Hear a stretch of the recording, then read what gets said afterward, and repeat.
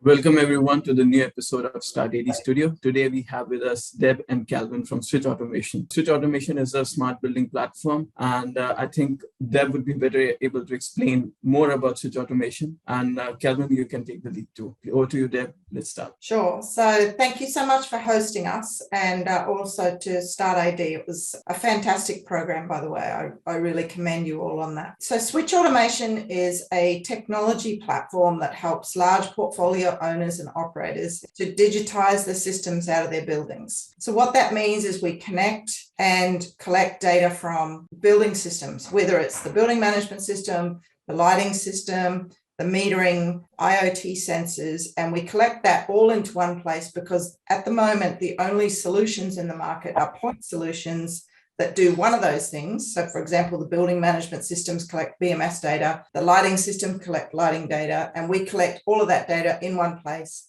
And we apply analytics so that we can uncover opportunities for people that are managing buildings to reduce their energy, but also reduce their costs, to improve the performance of their teams and their vendors. And so we're saving money, but at the same time, we're also improving the environmental footprint of those buildings. So how did Switch Automation came to be? What was that light bulb moment when you thought, okay, this is a space that we want to be in. This has a great potential and this has a great impact potential as well? Well, my background is in enterprise IT. So through the 90s, my co-founder and I ran a series of businesses that were doing logistics and freight tracking for large enterprise companies. And we came across the world of building automation quite by accident. Somebody asked us to write an integration that was for a product that was being brought into Australia. And when I looked at the world of buildings and the way people were managing buildings, it just seemed to me that these were multi-million-dollar assets, and people didn't necessarily have the performance of those assets at their fingertips. They had data in spreadsheets, they had data in subsystems, their vendors had data. And to me, it looked like 1990. This was in around 2008. And so it just seemed like a gigantic opportunity to take advantage of how other industries have harnessed data, applied analytics, and opened those systems up to make it a more digital world. Back in 2008, the cloud was still, people were still getting accustomed to the cloud. IoT wasn't there at all. And people were just used to seeing the software on their desktops or laptops. That's it. Not even on phones. I think the iPhone was out 2 years back at that point of time. Right. So how difficult was it to convince the clients that this is something you want to do? This will pay off in the future. And ESG goals, nobody was caring about them at that point of time. So how difficult was that conversation? It was very difficult. Yeah, it was very difficult. We were well and truly ahead of our time. We actually developed the Switch platform in 2010, just as the first iPad was being released. So everybody had this concept that building data was stored on site in the buildings itself. It was not brought to the cloud. It was not. So there was all of these cybersecurity worries. There was concerns about what happens if the internet drops out. There was concerns about the business model. Nobody was used to a SaaS business model. So there was a gigantic period of educating the market around the benefits of these technologies, but also how these technologies worked, because we weren't dealing with tech people, we were dealing with operations people. So a lot of our audience are aspiring entrepreneurs who are working on path-breaking solutions, which are completely radical. So what would be a suggestion to them in terms of, how can they start out? Because they will also face the same obstacles that you face, that people are simply not ready, and they might not necessarily have the same amount of experience, the same amount of resources. So what would be a suggestion to them? So I think, firstly, if your solution is not unique, then it's probably been done before. And so if it's been done before, then you're not truly creating something that's what you would think of as entrepreneurial, And so if you're entrepreneurial, you have to accept the fact that you're stepping into the unknown. It's a frontier that's never been solved before. It's never been explored before. And so when you're doing that, it's you don't have the answers, but neither does anybody else. And so if you're really passionate about your idea, you'll figure it out along the way. It's truly a roller coaster ride, and there's ups and downs, but there is nobody better positioned to solve the problem than you, because you have the passion and the idea. And I mean, there's still gigantic companies being born every single day. And so there's no reason. And I always say to our team that it's a really hard thing, what we've done, but somebody has to solve it. And why not us? Or who else? Who's better placed to do this than us? That's a really great mindset to have when you're starting your own company. But definitely most of these young entrepreneurs want to do it in a less risky way and solve it, although it's a risk, but it's always good to mitigate risk in some possible way. So do you have any suggestions on how can these entrepreneurs test out the market and still keep the risk at minimum, and then take baby steps or cautious to move forward? I don't have any great advice for that, but you have to find customers who can see through the challenges and see through the negativity and give you a chance. And so out there in the corporate world, for every person who's an entrepreneur and a tiny bit crazy like us founders, there's also people on the other side of the desk that will give you a go. They'll give you a chance. So you have to find people who are prepared to take a small amount of professional risk and to give you a chance to test your theory, to test your technology, to test your team. And when you find those backers, you have to go all in and make sure that you don't fail them, because they will actually be your biggest fans. If they take a chance on you, then you have to go all in and back them so that they become your champions within the enterprise. And maybe Kelvin's got a few things to add to that. Yeah, thank you, Deb. And in fact, if I might just quickly add on, the fact is that, when you start off as an entrepreneur, time is going to be money, and you have to be really tactical and strategic in allocating your time.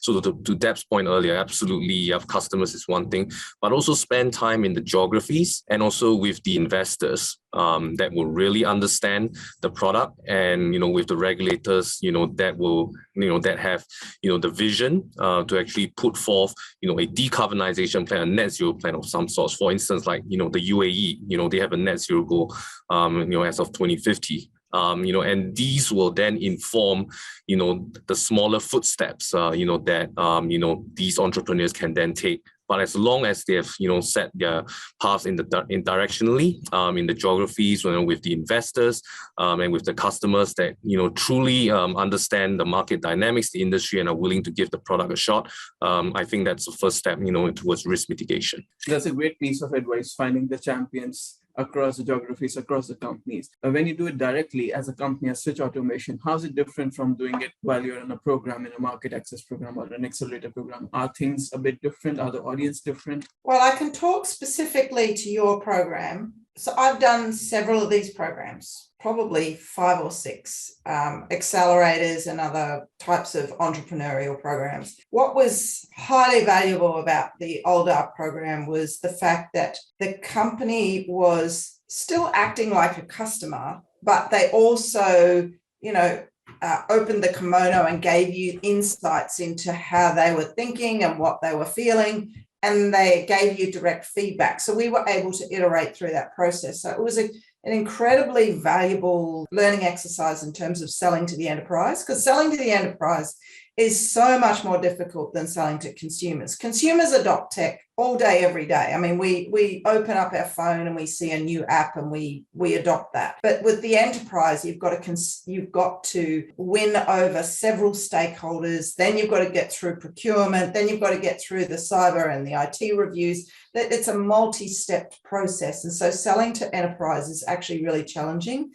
So I think from my perspective, this program was particularly valuable because of that learning experience along the way. Selling direct, usually the when you're selling direct, you found a client who has actually acknowledged a need for your technology. Yeah, so look, I would concur with that. I mean, the conventional way, is to, set up an office, get boots on the ground, and then you start going after, our first buildings. In the case of the startAD, accelerator, in this instance, right, we were able to, get to the core people quickly, understand their pain points, pitch our product, finalize our proposal and have airtime with the senior management, all within the time period of a month. And I cannot recall another accelerator where the efficacy of our time spent, at no financial cost, that number of productive meetings we held with a potential customer. That is something, I think that was of immense value to us, and it wouldn't be something that would be emblematic, had we gone the direct route. When you go the direct route, there's always a risk that, you may be talking to certain people within the organization, but whether they are the right people, that's always a question mark. Thank you, Kelvin. That's exactly the kind of feedback we needed. And this was an intended design choice to enable companies to quickly launch into the UAE, test out the market, speak to the clients, do a pilot, and spread across the other clients as well in the region. So now moving on to changing a little bit of gears here. How did you come about this entrepreneurial journey? Like, did you ever think at any point in your career, Deb, that I'm going to be an entrepreneur? And same applies to you, Kelvin. Did you think that, okay, you know what, I'm going to start a company soon, or sometime in the near future? And how has that journey been so far? Has it been a rewarding experience? Well, I think so. I'm of the mindset that entrepreneurial is a genetic thing. It's not, you don't teach entrepreneurs, because I think at the heart of it, you're either a risk taker or you're not.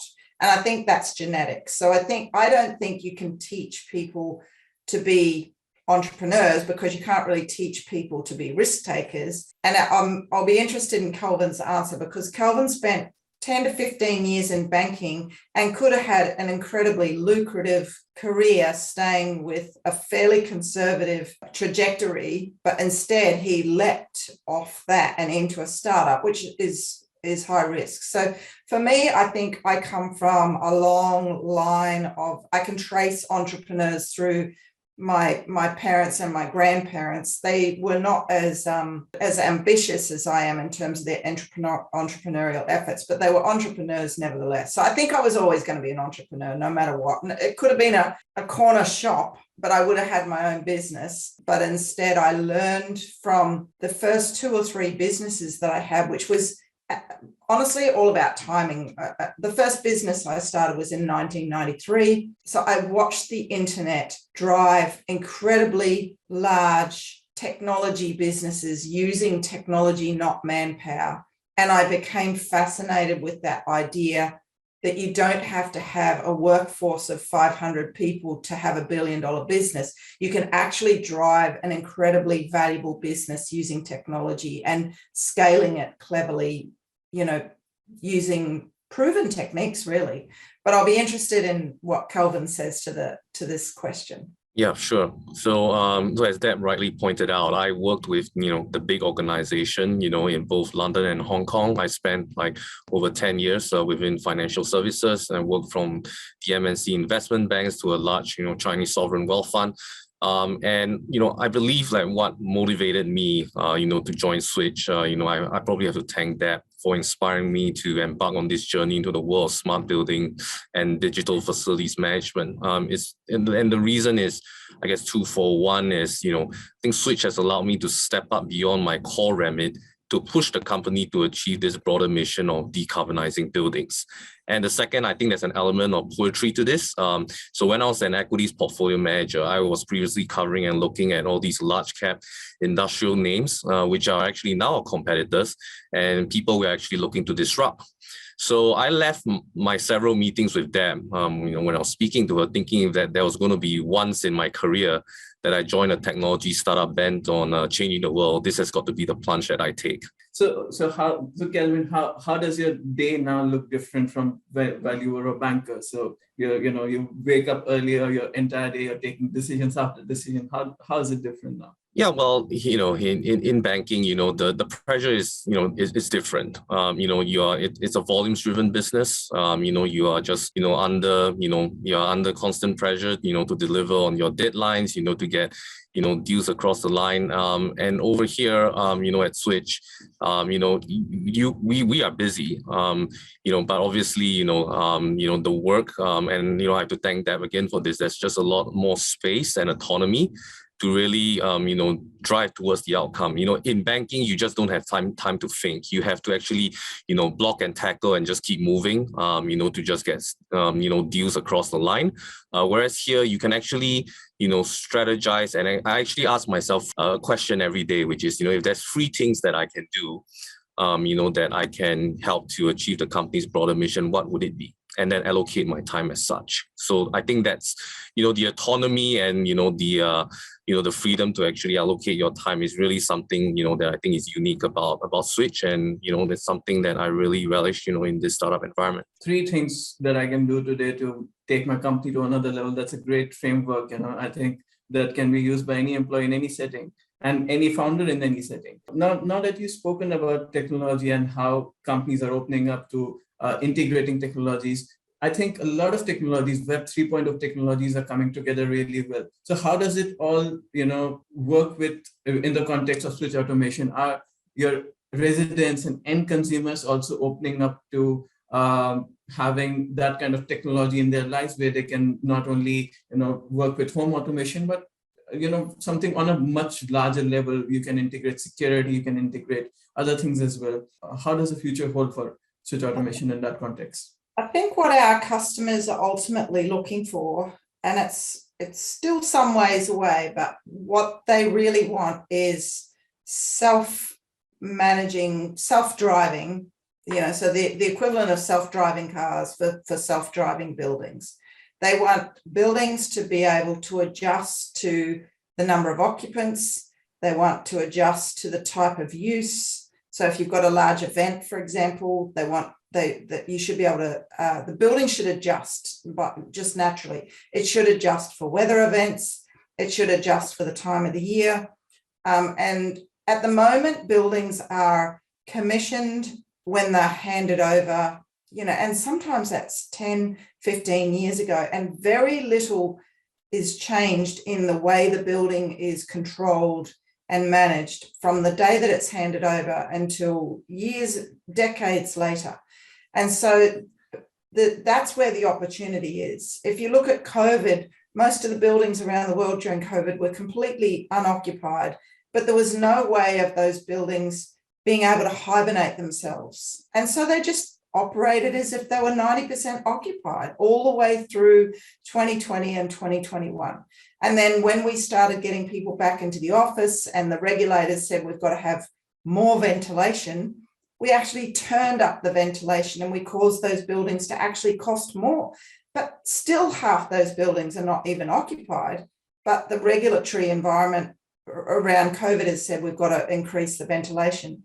And I think geographies like the UAE, where you have very extreme climates, we've got to be smarter about how we manage that these assets and how we manage our precious resources. Yes, so making buildings more adaptable and flexible for human needs instead of the other way around. So, back like 5 years back, whenever if you want to buy a piece of real estate, or even if you want to rent out an office, you go around looking for buildings which suits for my needs. And here, what your Switch automation wants to do is make buildings tailored to the needs of that occupant at that point of time. So that's a great proposition to have in this evolving space.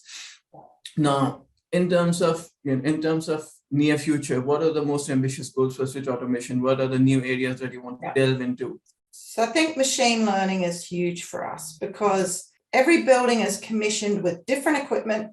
Some have Siemens, some have Johnson Controls, some have Honeywell, BMS, but then they have Kone or Schindler elevators, they have Lutron or some other lighting. So every single building is a unique combination of systems And it's also a unique way it was implemented. So the people who actually commissioned those systems determined, what each of the points would be named and what the control schedules would look like. And so every single building is as unique as every single human being is unique. There's no such thing as a standardized way of deploying buildings. So for us, machine learning can actually harness these differences, but then put an overlay over the top to standardize how people see these buildings. And then we can actually start to standardize the way these buildings are managed. That, I think, is a huge thing that we can really harness, how machine learning is applied. And then taking that a further step, we can actually start to learn how a building operates, and we can adjust to make the building more efficient, more comfortable, and to save money. And I think it's using this, building owners and real estate companies will also be able to drive higher revenue, not only save costs, but also drive higher revenue. 100%. This is not just about ESG and net zero. It's about a higher NOI. This every dollar that we save goes straight to profitability of that building. Okay, so this holds a great future for Switch Automation in general. Yeah. And we will look forward to the growth of Switch Automation and track your progress. It was really great speaking with you, Deb and Kelvin, and it was really wonderful working with you in the program. We wish you all the best in the future, and thank you for taking the time today. Thank you so much. We really enjoyed it. Thank you so much, AB.